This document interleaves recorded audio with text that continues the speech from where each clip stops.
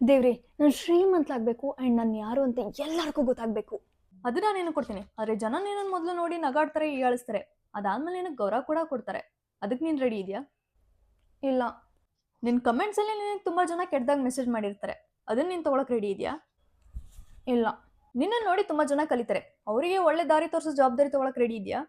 ದೇವ್ರಿ ಅದು ತುಂಬ ದೊಡ್ಡ ಜವಾಬ್ದಾರಿ ಅನ್ಸುತ್ತೆ. ಕೆಲವೊಂದು ಒಳ್ಳೆ ಕೆಲಸ ಮಾಡು ಅಂತ ನಿನಗೆ ಜನ ಹೇಳ್ತಾರೆ. ನಿನ್ ಮುಂದೆ ಹೋಗಿ ಒಳ್ಳೆ ಕೆಲಸ ಮಾಡಕ್ ರೆಡಿ ಇದೆಯಾ? ಇಲ್ಲ. ಯಾರು ನಿನ್ನ ಸೀರಿಯಸ್ ಆಗಿ ತಗೊಳ್ಳೋದಿದ್ರು ಪ್ರತಿದಿನ ನಿನ್ ಕೆಲಸ ನೀನ್ ಮಾಡಕ್ ರೆಡಿ ಇದೆಯಾ? ಇಲ್ಲ. ಹಾಗಿದ್ರೆ ನಿನ್ಗೆ ಹಣನೂ ಬೇಡ, ಹೆಸರುನು ಬೇಡ, ಅದರಿಂದ ಬರೋ ಫಲಗಳು ಮಾತ್ರ ಬೇಕು. ಅದರಿಂದ ಬರೋ ಜವಾಬ್ದಾರಿಗಳು ಕೂಡ ನೀನ್ ತಗೊಳಕ್ ರೆಡಿ ಇಲ್ಲ. ಒಂದ್ ಮಾತು ಹೇಳ್ತೀನಿ ಕೇಳಿಸ್ಕೊ, ಸಕ್ಸಸ್ ಅನ್ನೋದು ಎಲ್ಲರಿಗೂ ಸಿಗಲ್ಲ. ಸಕ್ಸಸ್ ಯಾರಿಗೆ ಸಿಗುತ್ತೆ ಗೊತ್ತಾ? ಹಣನ ನಿಭಾಯಿಸೋರಿಗೆ, ಜವಾಬ್ದಾರಿಗಳನ್ನ ಹೊರೋರ್ಗೆ, ಜನಗಳನ್ನ ಆಕರ್ಷಿಸೋರ್ಗೆ, ಜನಗಳು ಪ್ರತಿಯೊಂದು ಚುಚ್ಚು ಮಾತಾಡಿದ್ರು ಅದನ್ನ ಎದುರಿಸಿ ನಿಲ್ಲೋರ್ಗೆ, ಎಷ್ಟೇ ಕಷ್ಟ ಇದ್ರು ಎಷ್ಟೇ ಒತ್ತಡ ಇದ್ರು ಅವ್ರ ಕೆಲಸನ ಒಂದು ದಿನನೂ ಬಿಟ್ಟು ಬಿಡದಂಗೆ ಮಾಡ್ತಾರೆ ಗೊತ್ತಾ? ಅವರಿಗೆ ಮಾತ್ರ ಈ ಸಕ್ಸಸ್ ಕಾಣೋದು. ಗೆಲುವು ಬೇಕು ಅಂದ್ರೆ ಅದ್ರ ಜೊತೆ ಬರೋ ಪ್ರತಿಯೊಂದು ಪ್ರಯಾಣಕ್ಕೂ ಹೌದು ಅಂತ ಹೇಳ್ಬೇಕು. ಹಾಗಿದ್ರೆ ಮಾತ್ರ ನೀನ್ ಗೆಲ್ಲಕ್ ಸಾಧ್ಯ. ತಲೆಯಲ್ಲಿಟ್ಕೋ.